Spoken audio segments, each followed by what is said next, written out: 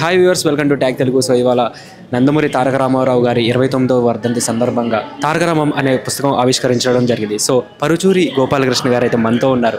ఆయన ఇవాళ ఈ కార్యక్రమానికి విచ్చేసి ఆయనకి తారక రామారావు గారికి మధ్య ఉన్న అనుబంధాన్ని మనతో పంచుకోవడం జరిగింది అనమాట. ఆయన అడిగి తెలుసుకుందాం ఎలా ఉండేవాళ్ళు ఈయనతో. అసలు పరుచూరి బ్రదర్స్ అనే నామకరణం కూడా ఆయనే చేశారనమాట. ఆయన అడిగి తెలుసుకుందాం. హాయ్ సార్, ఎలా ఉన్నారు మీరు? బాగున్నామండి సార్. నందమూరి తారక రామారావు గారు మీ పరుచూరి బ్రదర్స్ అనే ఆ ట్యాగ్ మీకు ఇచ్చినప్పుడు, ఆ నామకరణం మీకు చేసినప్పుడు మీకు ఎలా అనిపించింది?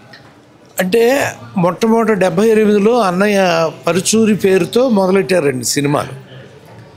నేను కూడా వచ్చి జాయిన్ అయినాక పరుచూరి అండ్ పరుచూరి అని పెట్టుకుందాం అనుకున్నాం. అంటే ఇద్దరు వెంకటేశ్వరరావు గోపాలకృష్ణ ఏదో లేకుండా పరుచూరి అండ్ పరుచూరి అని పెట్టుకుందాం అనుకున్నప్పుడు వారి దగ్గరికి వచ్చినప్పుడు అనురాగ్ దేవత రాసినప్పుడు, మీరు ఇద్దరు అన్నదమ్ములు ఉన్నారు కదా, పరుచూరి అని రాస్తున్నారు ఏంటి అంటే, ఇలా పరుచూరి అండ్ పరుచూరి అని పెట్టుకుందాం అనుకున్నాం అన్నగారు అని.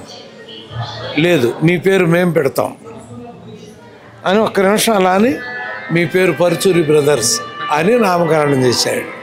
అంటే ఇద్దరు అన్నదమ్ములు కలిసి ఒక పని చేయటం అనేది ఒక గొప్ప ఇది. ఆ కార్యం మీ ఇద్దరు చేస్తున్నారు కాబట్టి మీరు అలాగే ఉండిపోవాలి చిరస్థాయిగా అని పెట్టారు. కానీ అసలు ఆ పెట్టినప్పుడు, మీకు ఆ పేరు పెట్టినప్పుడు ఎలా అనిపించింది సార్? అంటే ముందు పరుచూరి బ్రదర్స్ అనగానే కొంచెం అనిపించిందండి, బ్రదర్స్ అనే పదం గవిక్కిన అర్థమవుతుందా జనానికి? ఇప్పుడు పరుచూరి వెంకటేశ్వరరావు పరుచూరి గోపాలకృష్ణ అంటే ఇంత పొడుగు అయిపోద్దండి, మీరు చెప్పలేరు. అందుకని పరుచూరి అండ్ పరుచూరి స్మార్ట్గా ఉంది కదా, బ్రదర్స్ అన్నారు ఈయనని. కానీ ఆ మహానుభావుడు పెట్టిన పేరుకి 400 సినిమాలు ఆ బ్రదర్స్ పేరుతో అలా వచ్చేసినాయి. అంటే అంత గొప్పగా వచ్చింది. ఆయన డైలాగ్ కూడా ఉంటుంది, బ్రదర్ అని చెప్పి. అవును, ఆయన బ్రదర్ అని పిలిచే బ్రదర్ తీసుకొచ్చి మాకు మా పరుచూరి బ్రదర్లో పెట్టడం మా జన్మధన్యం. సార్, ఇప్పుడు 29వ వర్ధంతి, ఆయన మనతో లేరు అని ఇందాక మీరు అన్నారు. అసలు ఆ కళాకారుడు ఎప్పుడు మనతో లేరు అని చెప్పి అనుకోకూడదు. సో దాని మీద ఏమంటారు? ఆయన 1996లో ఇదయ్యారా ఏంటనేది అనవసరం అండి. మేము ఎప్పుడు కూడా వర్ధంతి అనే పదాన్ని నేను ఎప్పుడు వాడినండి. ఆయనకి ఎప్పుడు జయంతి కింద లెక్క పెడతాను. ఆయన మళ్ళీ పుట్టాడు, మళ్ళీ పుడతాడు, వస్తాడు. ఆయన డెఫినెట్గా మన కళ్ళ ముందు ఎక్కడో కనపడతాడు మళ్ళీ రామారావు గారు అనేటువంటి భావం నాకు కలుగుతూనే ఉంటుందండి. ఆయన జన్మిస్తాడు, చూస్తూ ఉండండి అంతే. సార్, ఒకప్పుడు రాముడు కృష్ణుడు అంటే మనకి ఎన్టీఆర్ గారే గుర్తొచ్చేవాళ్ళు. సో అటువంటి టైంలో మీరు ఆయనతో ఈ షూటింగ్ సమయంలో కానీ అప్పుడు కానీ మీరు వర్క్ చేయడం జరిగింది. సో మీకు ఎలా అనిపించింది? రాముడు కృష్ణుడు వేషాలు మేము రాసిన వాటిలో ఎక్కడ రాలేదండి. ఆయన సినిమాలు నేను రాముడుగా కృష్ణుడిగా చూశాను తప్ప దుర్యోధనుడు కానీ అవన్నీ వేరే వాళ్ళకి చూడటమే. మేము రాసిన 6 సినిమాలు సోషల్ సినిమాలేనండి. అందుకని మాకు కానీ ఒక అల్లూరి సీతారామరాజు ఆయనకి మాతో రాంచుకోవాలని కోరిక వస్తే నేను అన్నాను, అన్నగారు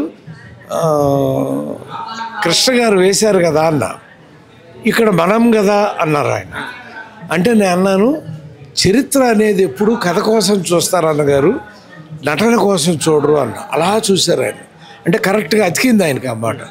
అని వెంటనే నేను అక్కడ ఉండగానే కృష్ణ గారికి ఫోన్ చేసి అరేంజ్ చేయమన్నారు ప్రింట్. మేము ఇద్దరమే కూర్చొని చూసేవాడిని. చూసి కృష్ణ గారిని మెచ్చుకుని, ఆయన కృష్ణ గారు కూడా వచ్చారు, ఆ ముగ్గురిని చూసాము. చూసి ఆ కృష్ణ గారిని అభినందించి బయటకు వచ్చి, మీరు నా కడుపులో చల్లపోసారు, ఇప్పుడు మనం వేయకూడదు ఆ వేషం. కానీ నేను మేజర్ చంద్రకాంత్లో అన్నగారు మీకు ఆ గెటప్ వేయాలని కోరిక ఉంది కాబట్టి ఒక సాంగ్లో ఈ గెటప్ ఎదురుగానని అందులో అల్లూరి సీతారామరాజు గెటప్ వేయించాను. అది నాకు